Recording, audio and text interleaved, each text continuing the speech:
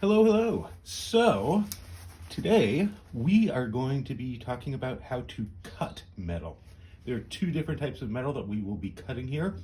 The first is just angle iron. So these are 1/8 of an inch by 1 inch pieces of angle iron. Second things we'll be cutting will be flat sheets of 12 gauge or 14 gauge steel. Let's start out with the angle iron. The cheapest of all options for cutting angle iron is a hacksaw.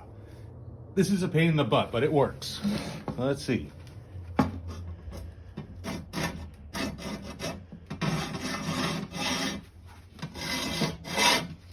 Yep.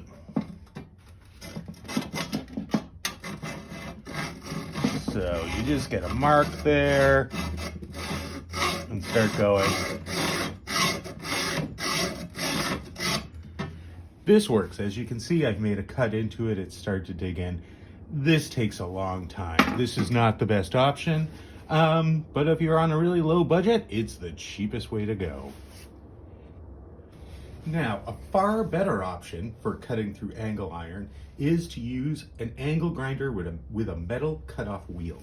So, this is it right here. This will cut through it so fast. It's really the best way to go, unless you have a dedicated chop saw with a metal cutting blade. The type of blades that you want to use for this are metal cutoff blades. So as you can see, this is one right here. These are cheap. These are $3 or something. You can just buy them at any home improvement store and they work great at cutting metal. Now, if you have a chop saw that you want to dedicate to cutting metal, you can do that quite simply by buying a larger disc like this. So these discs come, you can get them in 10-inch diameter. You can get them, this is what, a 7-inch for a small chop saw. And that works really well. There are a lot of chop saws designed for metal on Craigslist. They tend to not have as many adjustments as a wood cutting chop saw would have, but they work great. Most of the time you're really just doing a 45 or a 90-degree cut on steel, and that's what these things are designed to do. They work great, they're a great option, but I find an angle grinder works very well. Using an angle grinder is very straightforward. As always, wear gloves, wear eye protection, follow the manufacturer's instructions on whatever brand you buy. So we'll take this. There is a switch here. It will actually lock if you press it forward and then down. See, so it goes forward and down and it will stay on. In general, for cutting steel, I don't leave it locked on because if anything goes wrong, which really has never happened to me, but I'd like to be able to just release it and drop it and have it shut off. So you can see we have our mark here, and let's just cut it.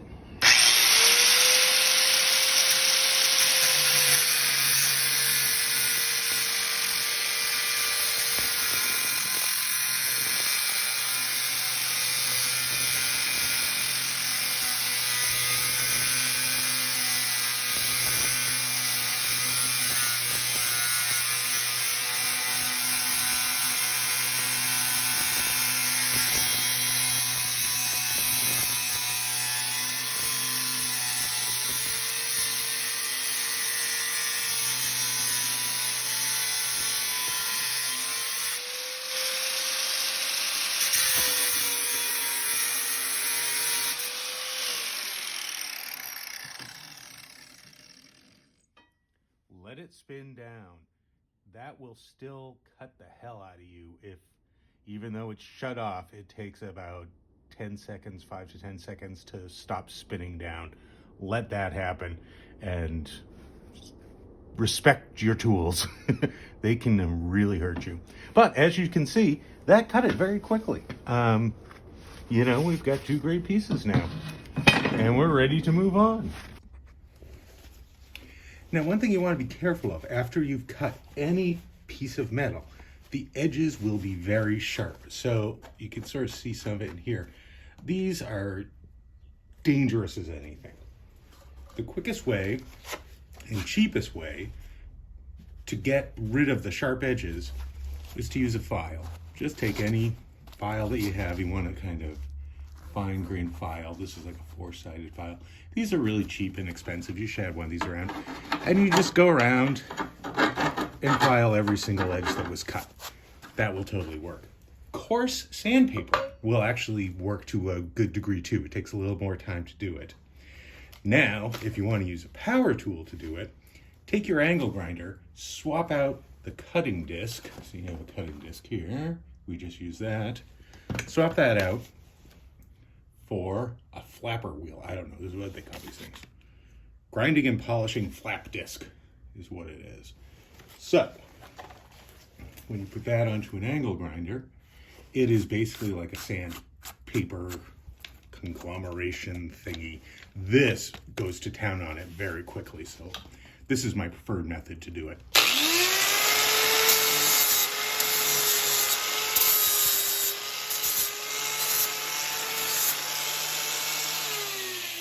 And you can see how that ground it down right away.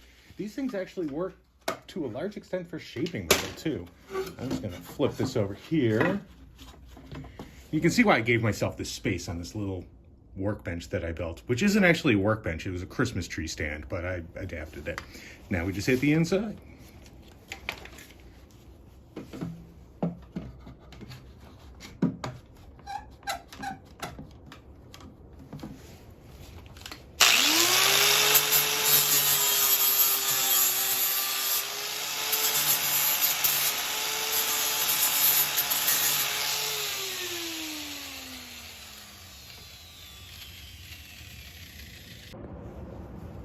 And so now this cut edge is safe to touch with your fingers. I probably need to remove a little bit more there, but in general, this is good. So let me just take off that last little bit in the center with a file because it is a little tough to get into with the grinding wheel.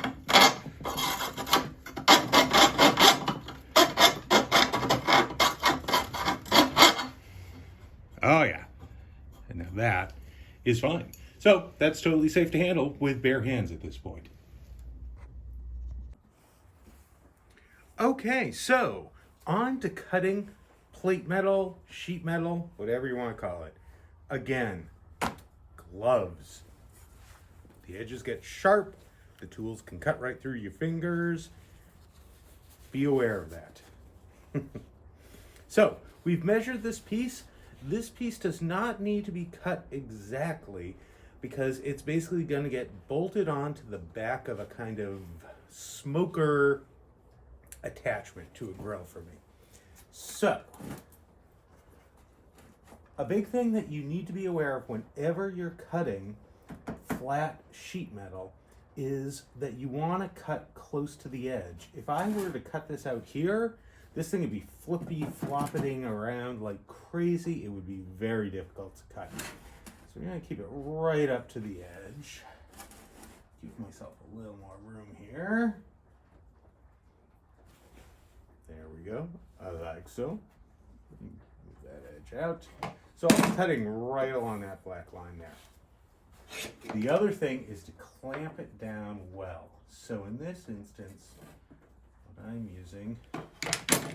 I'm using a piece of wood. This is a scrap from, I don't know what the hell it's from. But I'll just clamp this at the ends and it'll hold the piece in place. Now our cutting tool in this instance will be, surprisingly enough, just a basic jigsaw.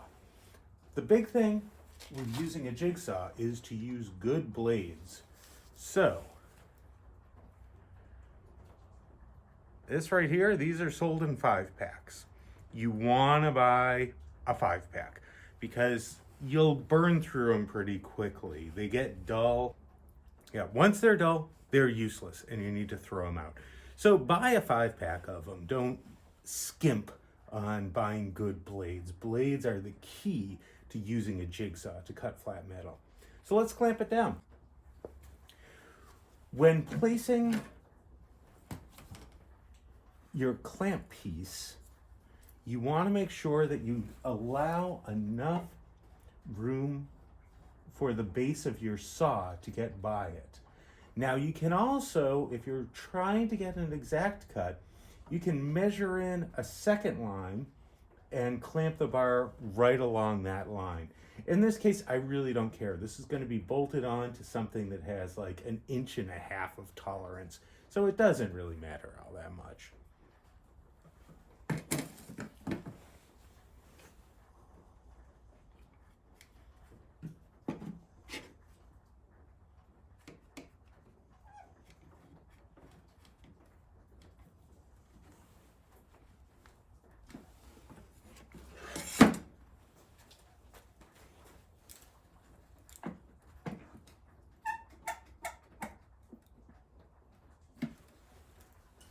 Now, as you can see, we have our cut line is right at the edge.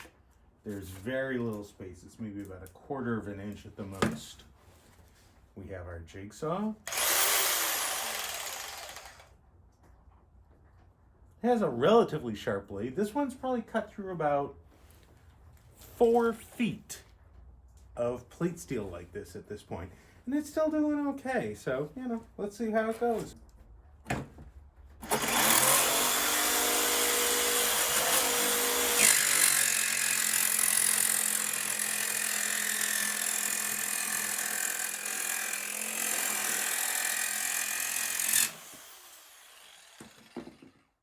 So, as you can see, that went right through it.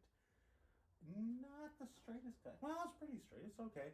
It works for my purposes. Like I said, if you look at the drilling tutorial that I've put up on my YouTube channel, this will be bolted onto steel.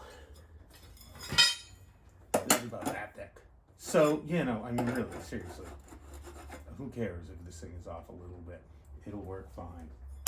So, that is how you cut flat steel. If you combine this with cutting angle iron and drilling angle iron and bolting things together, just let your imagination run wild. You can come up with so many different grilling devices this way. And I will be publishing some examples of grilling devices that I've imagined and built that are just really so much better than anything you can buy at a store. Not to knock kettle grills, they're awesome. I use them a lot, but there's so much more that you can do. So go for it, do more. Thanks, have a great night.